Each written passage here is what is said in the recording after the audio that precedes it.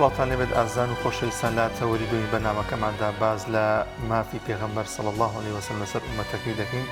زانینەوە مافانە چین کە ئێمەی موسڵمان دەبێت جێبەجێیانکەین هەر لە خۆشویستنی پێغەمبەرمان صلی الله عليه وسلم تا شوێن پێکەوتنی ڕێبازەکەی و هەروەها ئەوەی کە سنەتەکەی ئەو جێبەجێ بکەین. گفتوگۆی زیاتر دەکەین لەوبای لەگەڵ میوانەکەمان بەڕێز دکتۆر محەممەد بامۆکی مامۆستای ئاینی. کاک دکتۆر گیان زۆر بەخێربێ. کاک دکتۆر ئەگەر لەوە دەست پێ بکەین ئومەتی ئیسلام و مسلمانان و بەتایبەتی لە ئێستادا ئێمەی مسلمان چ مافێکمان لەسەرە سەبارەت بە پێغەمبەری عەزیزمان صلی الله عليه وسلم؟ بسم الله الرحمن الرحيم. طبعا ما في پێغەمبەر صلی الله عليه وسلم لەسەر ئومەتەکەی بۆ ئێمەی مسلمان زۆرە، بەڵام ئەتوان کوتیکەن و لە چەند وەکو لە خاڵێکە یەکەم شت ئەبێ ئیمانی پێبین کە ئەو ئەخیر پێغەمبەری ئەخیر زەمانە و حتا ئەبێ هەموو میلەتان باوەڕی پێبێن. خۆی فەرمێ لە حەدیثێکە صحیحە هیچ گاوڕ و جوولەکەیەک نییە دەم و باسی من بزانێ و باوەڕ بە من نەهێنێ ئیلا ئەچێتە دۆزەخ. حتى مجال نيابي أو كخوي بدين دار زاني لما أخير زمانه بيغمري أخير زمان أو والقرآن شفرمي فآمنوا بالله ورسوله النبي الأمي الذي يؤمن بالله وكلماته وبكلماته. يعني باور بين بخوا ببيغمر أو بيغمر كبيغمر كي نخوين دوارش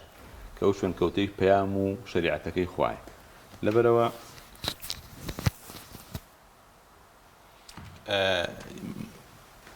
ما في يكم لسر أمت باور هنا نبي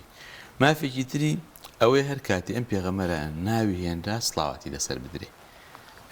إن الله وملائكته يصلون على النبي أيها الذين آمنوا صلوا عليه وسلموا تسليما. خو فرشتكاني سبحانه وتعالى صلوات لسر بيغمر أدن وألين يوش إيمان داران هكاتي ناوي بيغمر برا صلاة وسلامي لسر بلين. حتى علماء حديث أفرمون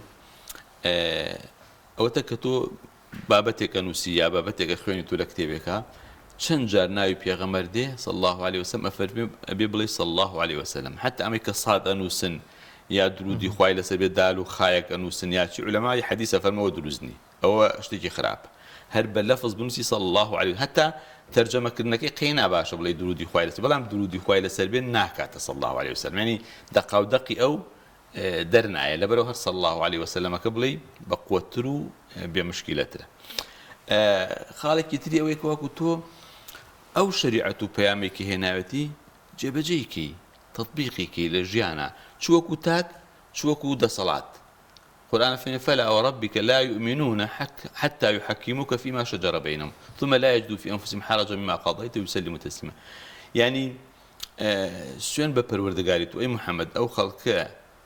ئیماندار نین هەتا تۆ نەکەنە حاکم و قازی و واتە تۆ ینی خۆی کە لە ژیانە بێ یا شەریعەتەکەی و سنەتەکەی و ئەو قورآنێکی هێناوێتی دوای وفاتی خۆی ثم لا يجدوا في أنفسهم حرجا مما قضيت. اینجا کە کردی تیان بە حەکەمیش بە قاضیش ئەو بڕیارەی کە تۆ ئەیدەی ئەو بڕیار لە سنەتەکەی تۆ هاتوو بۆیان ئەدرێ هیچ شتێک لە دڵیانە دروست نەبێ، ینی پێی مرتاعبن ويسلموا تسليما قادر كاتشيش بن يعني ظاهرا وباطنا تسليمي بن لنا خيانه وبي رازي بن حكمك اشتيل قبول يعني تسليمي بن وكاري بيبك او كو تاكي شو وكو دسلات وحكومه وكم الغاش باشان ريز دي قرتني يعني ام بيغمرك ابي زور ريزي دي بيجي كواكو إنا أرسلناك شاهدا ومبشرا ونذيرا لتؤمنوا بالله ورسوله وتعزروه وتوقروه وتسبحوا بكرة واصلة. يعني أم بيغمر السرطة باسي وكاك شيء ياما توما نادو أي محمد با شايد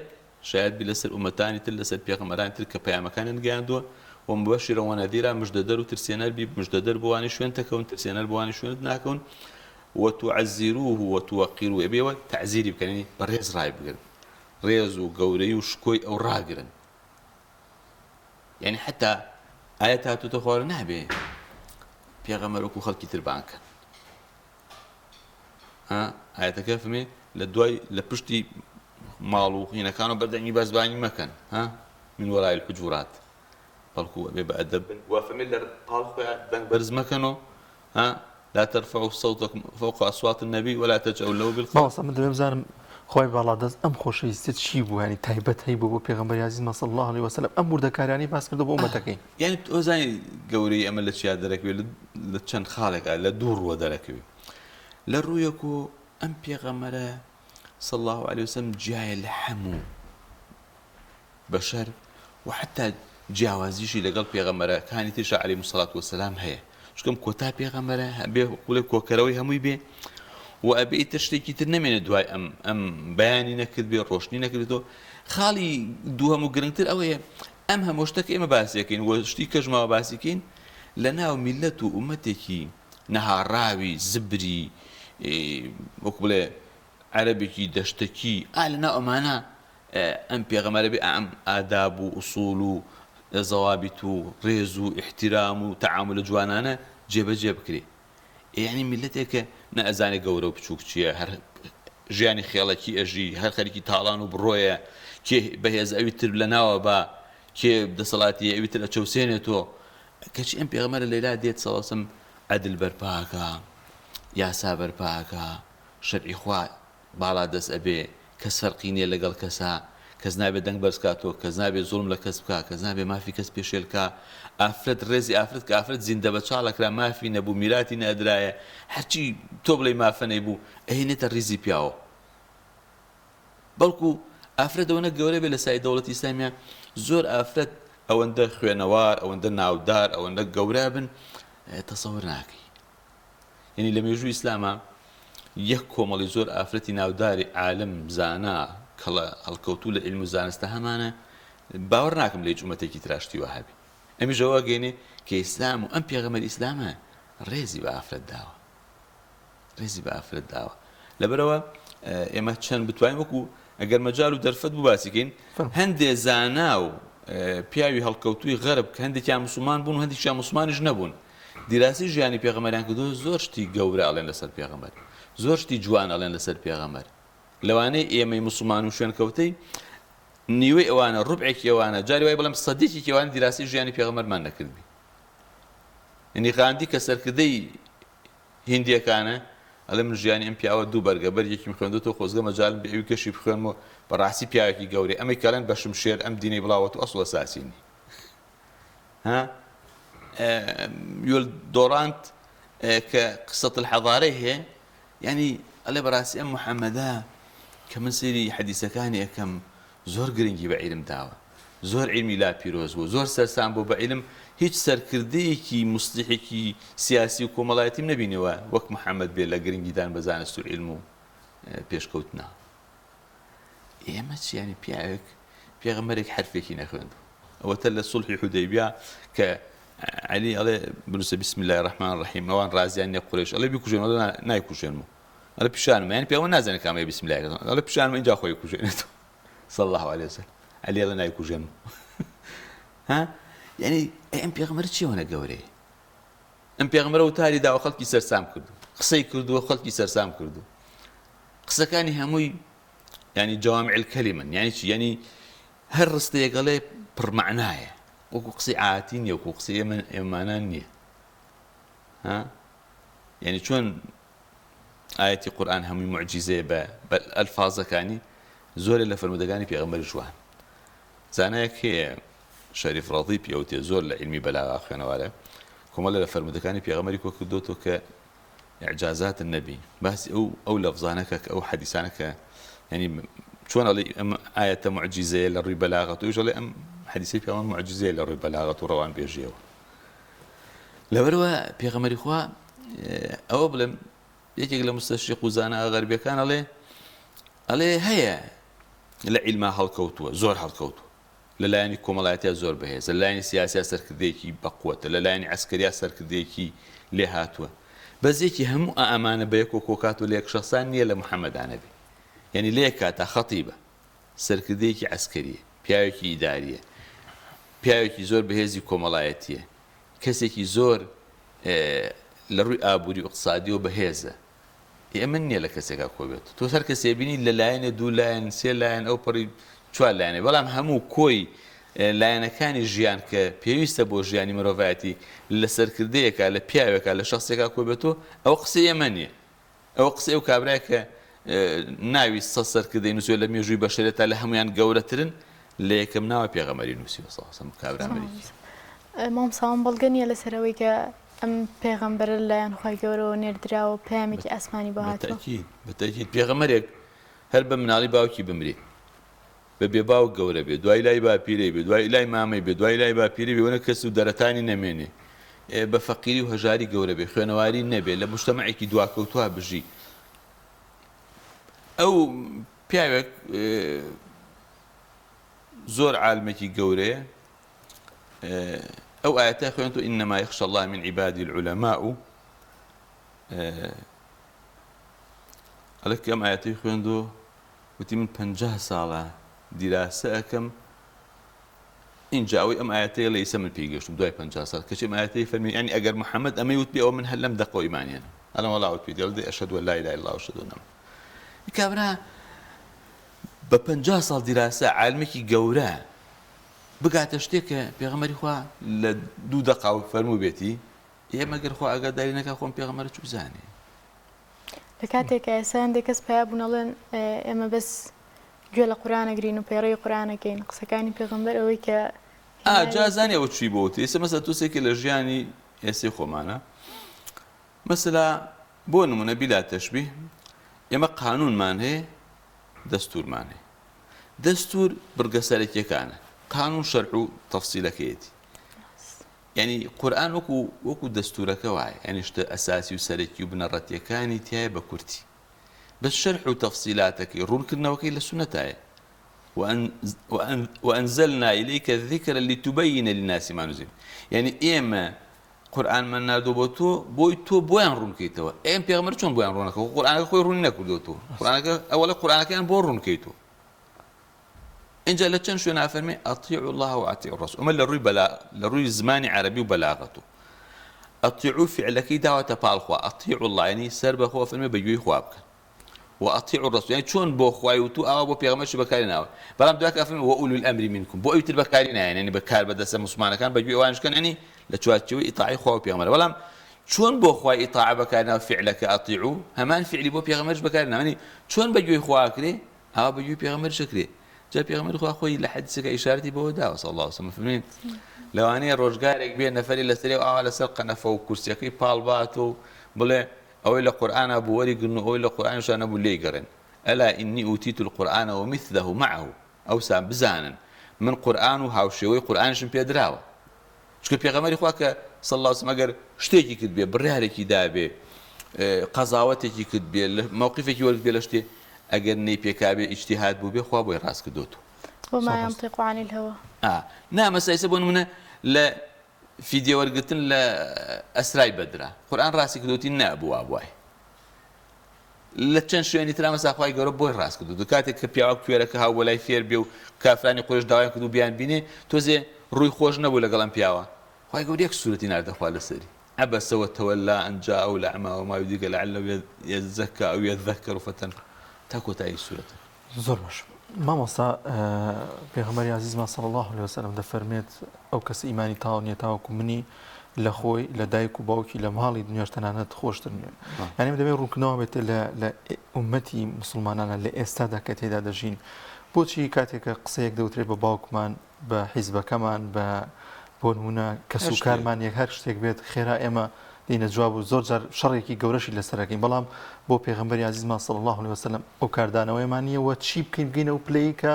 کاردانەوەمان هەبێ بۆ ئەوەی کە ئەگەر بچووکترین هەڵەیەکیش بەرامبەر بە پێغەمبەری عەزیزمان کرا صلی الله علیه وسلم قبوڵی نەکەین و بینە دەن وڵای یەکەم ئەوەی کە قسە نەکردن و بێدەنبوون عەلاقەی بە پلەی ئیمان هەیە چونکە ئەم ڕوودا و ڕووی داوە دوای پێغەمبەری خوا ئەم فەرموودا فەرمێ لا يؤمن أحدكم حتى أكون أحب إليه من والدي وولدي والناس أجمعين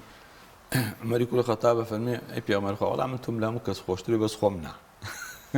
ئەفمە دە ئیمانەکە تەواو نیە ئەڵێ دە ئیسر لە توێشم لە خۆشم خۆشترەوەی ئەڵێ ئەلئان ئێستا تەواوە ئەوە بۆ جوابی بەشی یەکەمی پرسیارە جوابی دوم چۆن وامان لێبێ وەڵای ئەوە عەلاقەی بە دوو شتۆ هەیە بەشێکی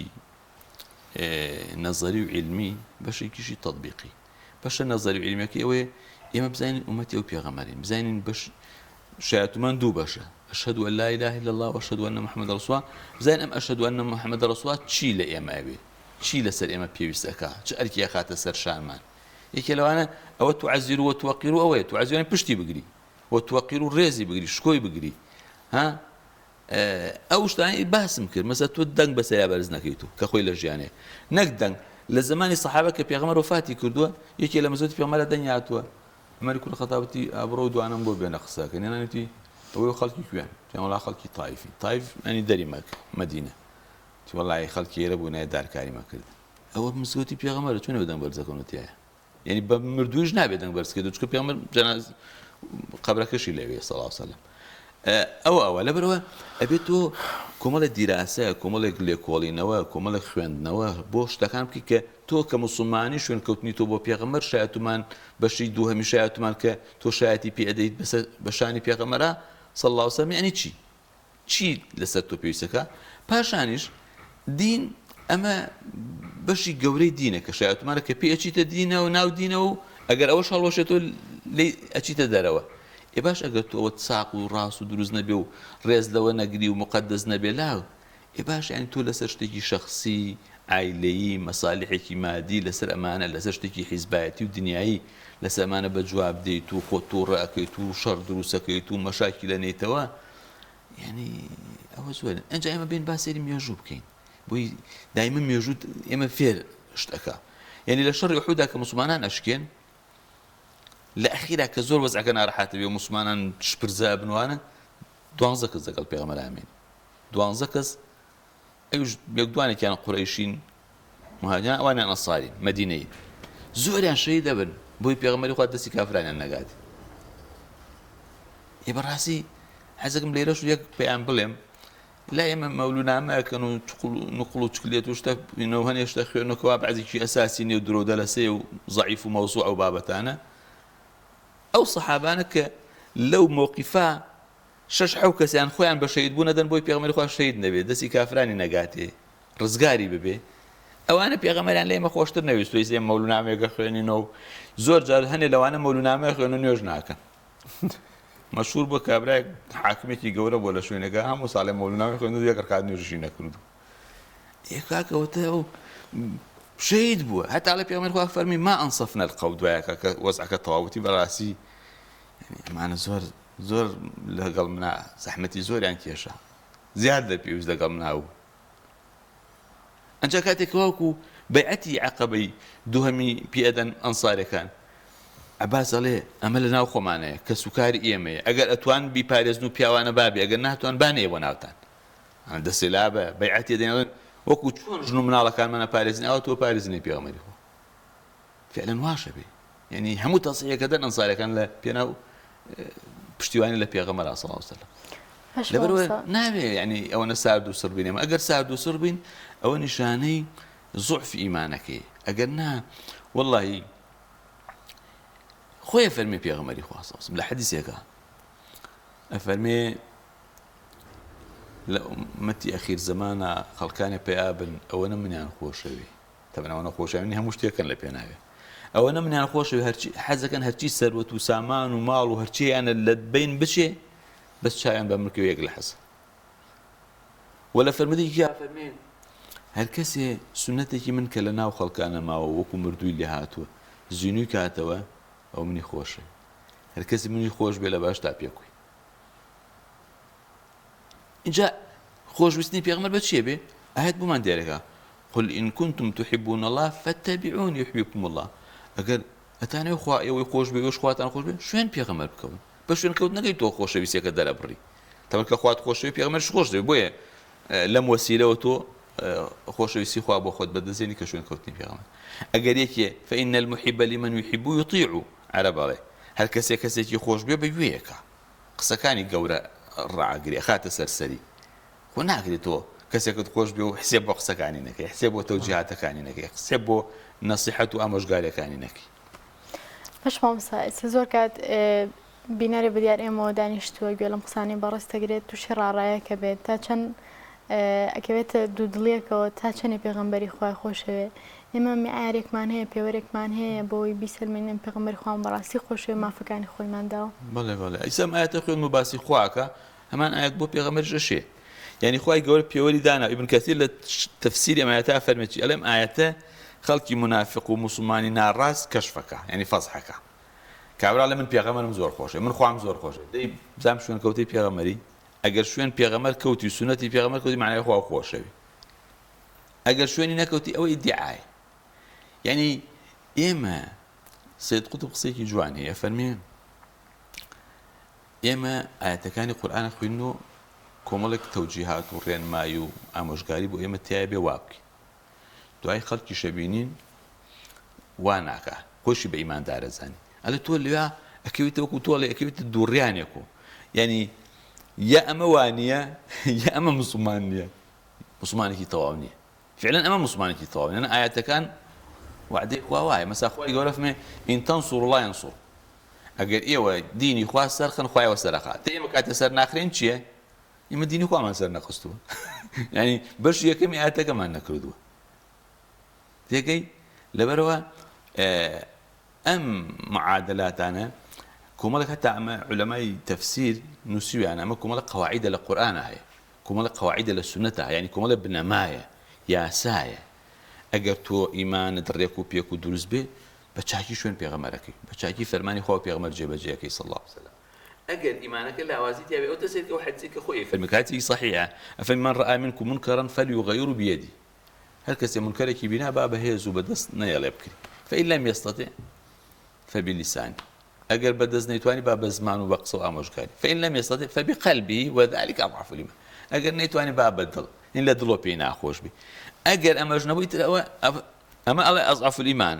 لحديث هنا روايات هاتوها فرمي وليس وراء ذلك حبة خردل من إيمان يتلا دو أمو بقوتو خردل إيمان نما يعني بدلش بيو ناخوش ما القرآن باسي كافرك كقالت بديني خواك كافر ومنافق وأنا فرمي فلا تقعد معه بعد الذكر دو أموش قالي كن مشترك رأوان قالتين بديني خواك أبو مجلس بجيب يلا نابل يداني شك ديني خوا قصي بيوتي قالتي بيكري بيغمركي شريعتكي خوا سبحانه وتعالى ئەوەنە لەگەڵ ئاقسەکە مجادلە و مناقەشە و شتیان بۆ ڕوون کردو کە زانی ئەوان ئەکەن ئەبێت جێی بێڵی ئاجا لەبەرەوە ئێمە کە لەم مانگا باسی مەولیدی پێغەمبەر و دایکبوونی پێغەمبەر صلی الله علیه وسلم بەڕاستی ئەبێ هەرچی لایەن و چەمک و بەشی ژیانی پێغەمبەرە جوانتر مسلمانانی لێ ئاگاکەین مسلمانان بەرچاوڕوونکەین حەق و واجباتی ئەو پێغەمبەرە بەسەریان و ئەرکێکە ئەکەوێتە سەر شانیان ڕوونیکەینەوە بۆیان چونکە بەڕاستی ڕوونکردنەوە و بەرچاوڕوونی و تەوزیحاتیش تەسیری هەیە خۆ ئەگەرەوە نەبێ هاتنی پێغەمبەران بێفائیدەیە بێ ینی پێغەمبەران کە هاتوون عەلەیهیمو السەڵاتو وەسەلام لەناو ئوممەتێکا دواکەوتو بتپەرز لە هەموو ڕوویەکەوە مەسا دوور بوون لە ئاین دوای کەسێکی بەشێکی زۆریان شوێن ئاینی خوا کەوتمانەوێ ئامۆژگاری و نەسیحەت و ڕوونکردنەوە و بەڵگەهێنانەوە تەسیری هەیە یەک بەڵگەێنمە و کۆتایی بە قسەکان دێنم کابرایەکی قوڕیشی حوسەین کە باوکی عیمرانە قوڕیش ژێنێرن بۆ لای پێغەمبەر بۆ یەک هەنێن ئامۆژگاری پێغەمبەر بکە ساسە بە حسابی خۆیان واز دەم ئیشە خراپەی بێنێ و ئەم دینە تازەیە ناوێتی قسەکانی خۆیەکە دوای کە تەواو بێ پێغەمبەر خوا فەرمی ئەبوو فلان لە قسەکانە بووی تۆ ئەویش ئەڵێ بەڵێ ئەڵێ تۆش گوێ لە من بگرە هەندێک ئاەتی بۆ خوێن دوای کە فەرمی تۆ چەند خوا پەرسی ئەڵێ خوایە لە ئاسمان و چەند دانەیە لە ئەرز ئەڵێ نەخۆش کەوتی هاوا لە کامێنەکە لەوەی ئاسمان ئەڵێ ڕزق کەم و هاوا لە کامێنەکە لەوەی ئاسمان نەخۆش کەوتی بۆ شیفا داوا لەکەم ئەوە وەڵا حەزار چی پێڵێ لە شتە گەورەکان کە ئیشی خوایە هەر لە ئەوەی ئاسمان ئەڵێ ئەمانە ئەرز بۆچی باشنە وەڵای نازانم وەڵا ئەڵێ هەر لەوێ ئەڵێ ئەوە من ئیمان من پێغەمبەر خوا فەرمی تۆ وەفدی قوڕیشی بڕۆرە بۆ لای ئەوان دوای ئەگەر لەوێ ئەو کاتە ئەگەر وا بۆ ئیمان بێن بەعەقڵ بە جوڵاندنی عەقڵ و بیر و هۆش پێغەمبەری خوا قسەی لەگەڵ یەکسەر ناڵێ ئەم بتانەوە درۆیە و فشەیە و عیجی دیابەسە نییە و ئەمانە و بیان شکێنەوە نە عەقڵی ئەجوڵێنی هۆشی ئەینەتە هۆش کابرا خۆشیە لەوە یەکسەر کە ئەمە عاقڵترین پیاوە نردویان ئەو نەسیحەتی پێغەمبەرکە صلی الله علیه وسلم کەچی پێغەمبەر نەسیحەتی ئەوە گاو ئیمانیش دێنێ زۆر باشە زۆر سپاس بۆ دکتۆر محەممەد بامۆکی مامۆستایانی سپاس دەکەین کە ئەم دەرفەتن لێ بەخشی خۆی گەورە پاداش خێر بات پاداشتان باش و سەرکەوتو